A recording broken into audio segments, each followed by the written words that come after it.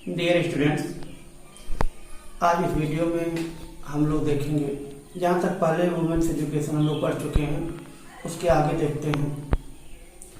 अभी तक हम लोगों ने ये देखा था कि किस तरीके से राधा कृष्णन का विचार शिक्षा के प्रति था।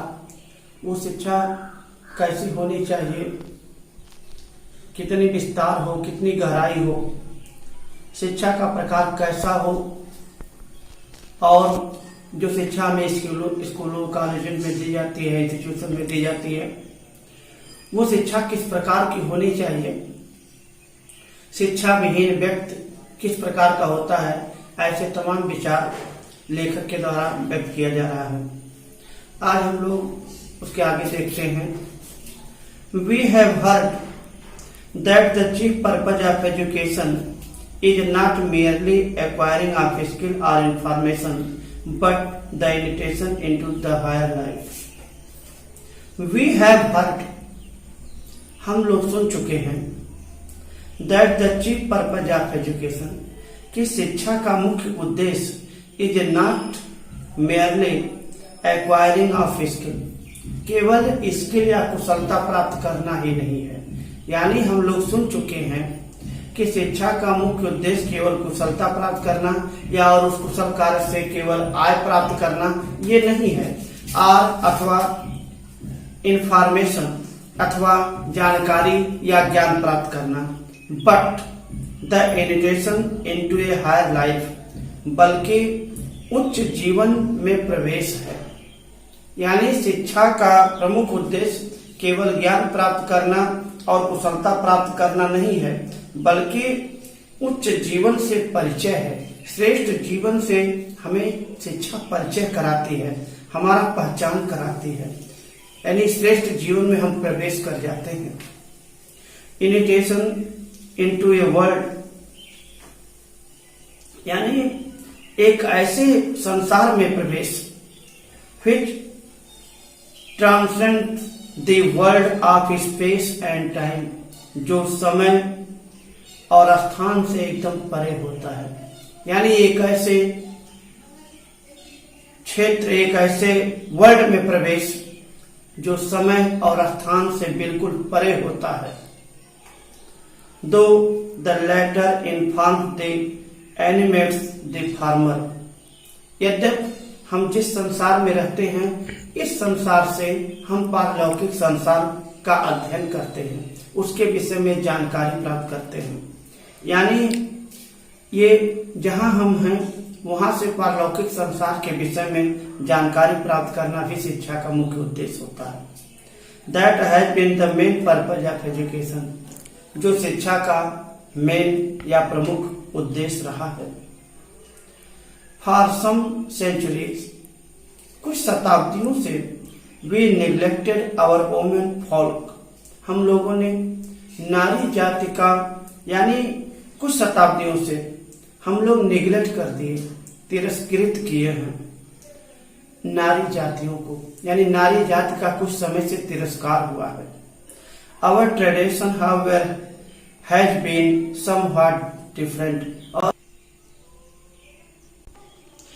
Our tradition however has been somewhat different, और हमारी जो ये परंपराएं रही हैं उसमें भी कुछ बदलाव आया।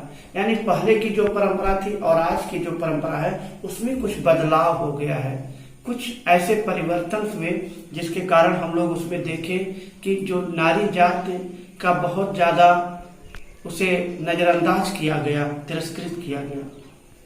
क्योंकि पहले समय में, प्राचीन काल में नारियों का बहुत सम्मान था, श्रेष्ठ स्थान प्राप्त था। उसके लिए एक श्लोक यहाँ पर बताया गया है।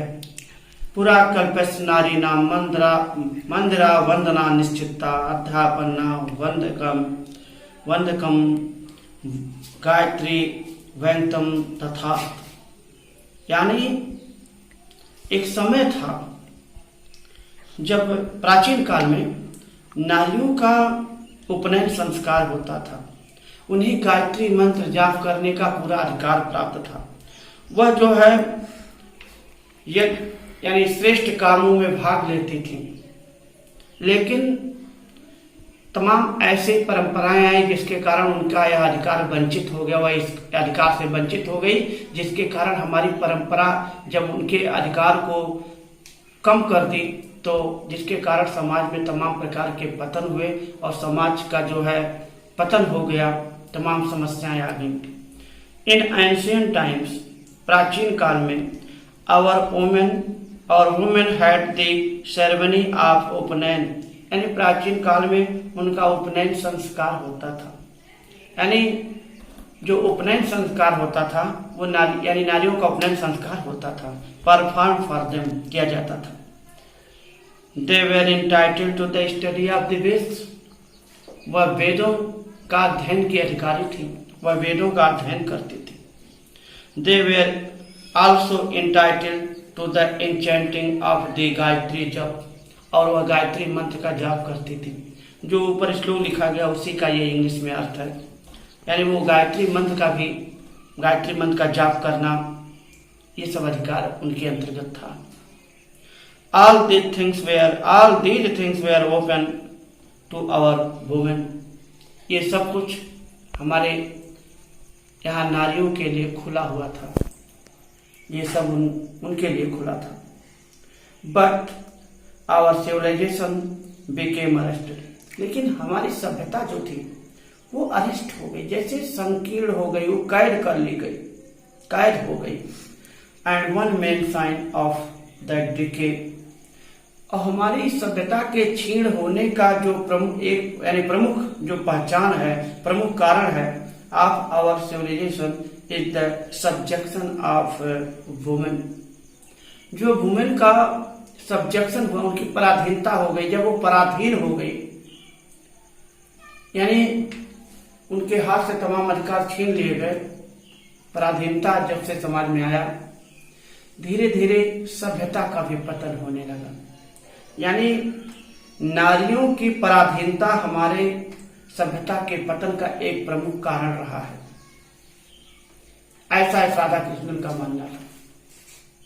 लेकिन ये मध्य काल में हुआ, प्राचीन काल में उन्हें श्रेष्ठ स्थान प्राप्त था, मध्य काल में उनका तिरस्कार हुआ, कुछ पतन हुआ, सभ्यता का भी पतन हो गया। लेकिन अब इधर आधुनिक काल में इधर अब जो है उन्हें उनका स्थान उनको स्थान दिलाने के लिए जैसे एक क्रांति, रेवोल्यूशन समाज में आ गया है, तो जैसे उन्हें जो है अपना अब अधिकार मिल रहा है।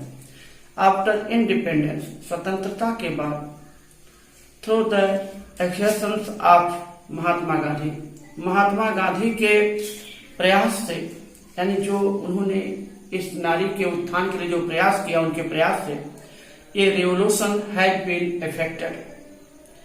एक क्रांति आई, एक बदलाव आया इन आवर कंट्री, हमारे देश में। And women are coming into their own, और नारियां अपने अस्तित्व को प्राप्त कर रही हैं। उन्हें उनका खोया हुआ जो स्थान था, अस्तित्व था, वह उन्हें अब प्राप्त हो रहा, अपने धीरे धीरे अपने अस्तित्व में वापस आ रही हैं। और इस प्रकार डियर स्टूडेंट्स, हम लोग ये जो लेसन है वुमेन्स एजुकेशन, इसके विषय में हम लोगों ने अध्ययन किया और हम लोगों ने ये देखा कि किस तरीके से नारियों के लिए समाज के हर क्षेत्रों में पर्याप्त अपॉर्चुनिटीज है, अवसर है। शिक्षा का प्रकार बहुत श्रेष्ठ और अच्छे तरीके का होना चाहिए। केवल किताबी ज्ञान ही नहीं बल्कि आध्यात्मिक ज्ञान भी होना चाहिए। शिक्षा अनेक दिशाओं में बिखरी नहीं बल्कि एक दिशा में केंद्रित होना चाहिए। उसका उद्देश्य दया और करुणा जीवन में प्रमुख गुण होते हैं जो मानव को श्रेष्ठ बनाते हैं।